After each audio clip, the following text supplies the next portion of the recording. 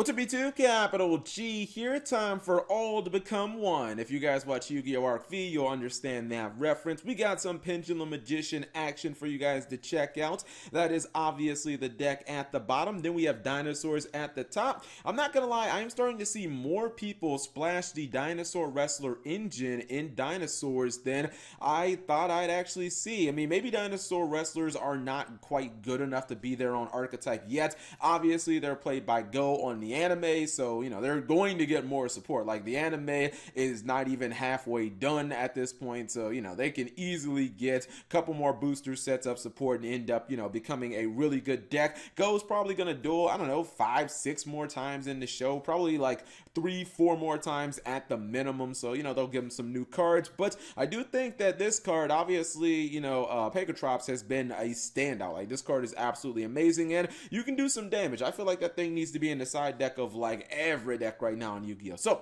let's go ahead and roll it. I think the Pendulums are up first, and he opens up extremely strong. Obviously, +1 off the Dark Worm for the Pendulum Call that he discarded it for. Anytime you can get Electromite without the Pendulum Summon, it's looking pretty good. And he's not just going to stop there, but I think he's going to search the Pendulum Graph Trap card off of the Xyz, which is actually... Oh, no. That was off of Duelist Alliance, which is really nice. And this is a really good board. I still feel like this is one of the best cards in Pendulum Magicians. When I used to play Guys against Pendulum Magicians, granted, this was pre-Multi-Faker. I fucking scraped that deck with Multi-Faker. Now, I used to think that this was the scariest card in the entire deck because it could actually just hit 2 cards on your side of the field. Keep in mind, if the card that you target on your field is not destroyed for some reason, you get to send a card from your opponent's side of the field back into the deck. Apparently, that's non-targeting, which is just stupid. I didn't even know that, but you can see that his opponent is going to go for Lost World. Not bad. Opens up with the Pegatrops, and he then goes Oviraptor. I thought maybe he would just try to pop this card to get it out of the way before even summoning Oviraptor, but it does some different stuff, so whatever. He is going to attack. Baby Sarasaurus is going to be used from the graveyard. Goes for the Yang Zing, and this is what I mean here. I think what you have to do is you have to basically, when your opponent activates the space-time, you got to chain this Pegatrops immediately, and you have to be able to get this card off the board because he's going after the field spell. But you see, he's able to get this this Yazi off the field. Now, the thing is, Yazi can't be targeted by opponent's card effects. That's how I know that it has to be some type of non-targeting removal that got him off the field, and now he's really in a bad position. Now, he is going to recover a little bit off the Dragonic Diagram. He is going to be able to use Baby Sarasaurus a second time. He is bringing out a lot of like tuner monsters. Has a big Soul Charge play. Now, I don't necessarily agree with this, but he's going to go for it regardless. And, he's going to finally get the space time. He is going to go for True King of All Calamities. Now, the thing about True King of All Calamities is I feel when I watch these duels that this card is used improperly like most of the time. People use the negation of this card so quickly that their opponent is able to basically stall for 1 turn and be right back in the duel. I don't like the way he did this, right? So what he's going to use is Prankatrops to make sure that he can pop Odd Eye's Absolute Dragon, and then the Vortex Dragon won't come out because he's going to chain this. I don't get why he didn't do this same play during his opponent's turn.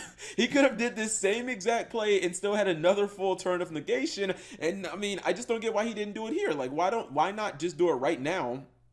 Get the same exact result, and then you can still have it, because what his opponent does, his opponent just says, all right, Cap, cool, I'll just put my monsters in defense mode. Now your True King of All Calamities is used up. You don't really have that much to go on, but somehow this guy is still going to stay in this game, which is kind of beyond me, but he's going to find a way. Survival's End is going to be a really good hit. This gets him one of his Dino Wrestlers from the deck, and this is the one that when it's special summoned, you can actually search. Actually, one of the reasons why I think people are splashing this engine in is because this can search the Prankatrops.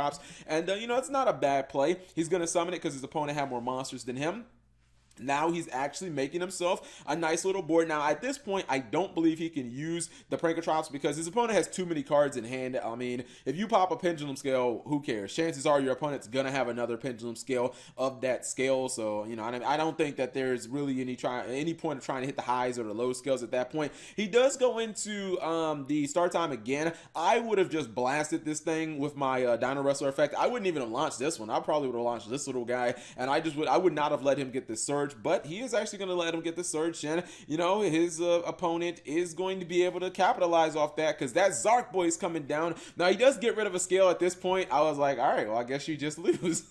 I don't know why he didn't stop any of that, but whatever. He's going to go ahead and get the trap back again. This is nice. He is able to use this guy, Distego, to get his Prankatrops back, and for some reason, now he's going to use the effect, or no, now he's still not using the effect. Actually, now he uses the effect, and look at this. Look at this cheese. He top decks the Ultimate Conductor Tyranno. He puts the Zarc face down, and I was like, don't tell me this dude is actually going to win this flipping duel, even though he got Zarked, even though I feel like he's been playing terribly the entire duel. This guy is going to actually come back and win, and keep in mind, he still does have the Conductor Tyranno to obviously stop what his opponent might want to do.